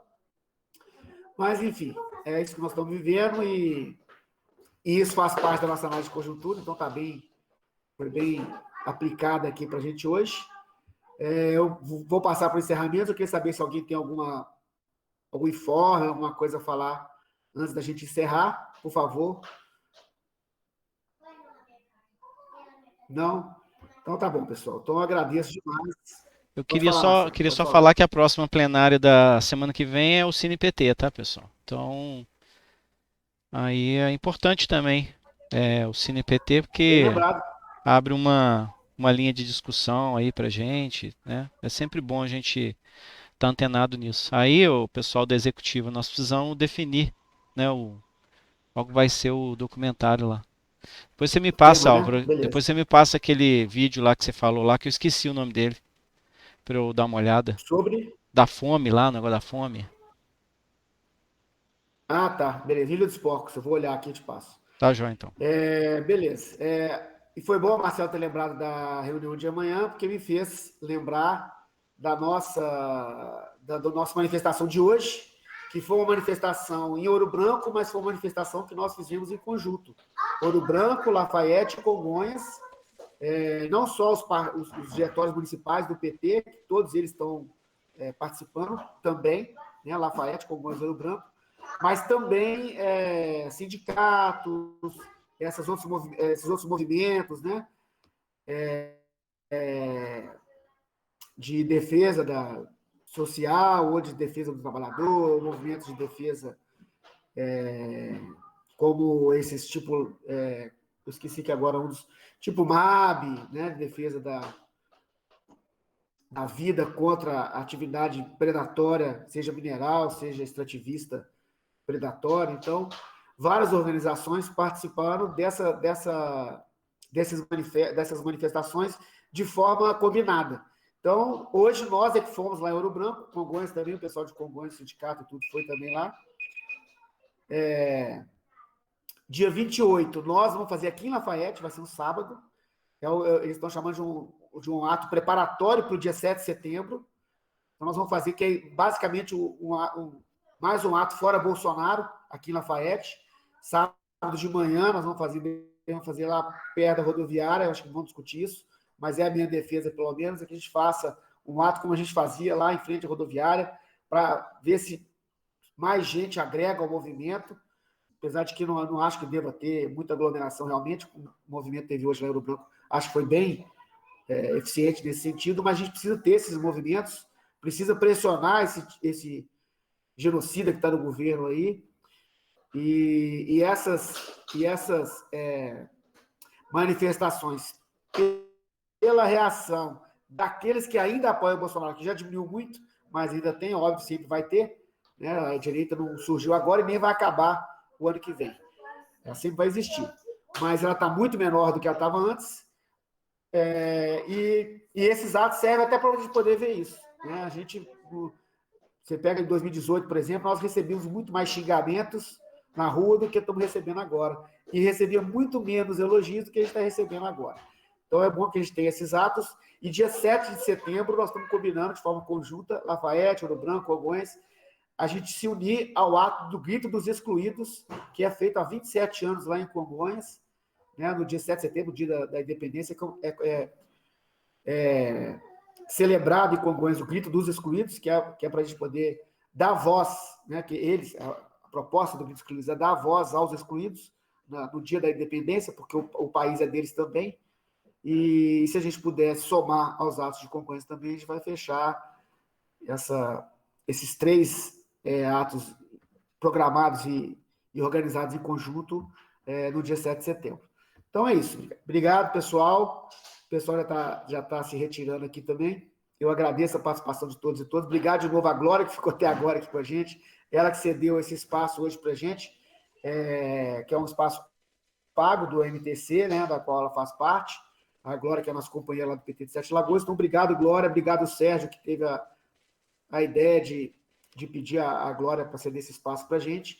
E valeu demais. Estamos às ordens, viu? Valeu demais, foi muito bom. Melhor do que as últimas 2 ou 3 reuniões nossas aqui. Deu para poder fazer a reunião 2h20, sem ter preocupação de ter que ficar mudando de sala nem nada. Então, obrigado, pessoal. Obrigado, boa noite a todas e todos. Falou, pessoal, boa noite. Boa noite. Boa noite, gente. Boa noite a todos. Boa noite. Boa noite, pessoal. Boa noite.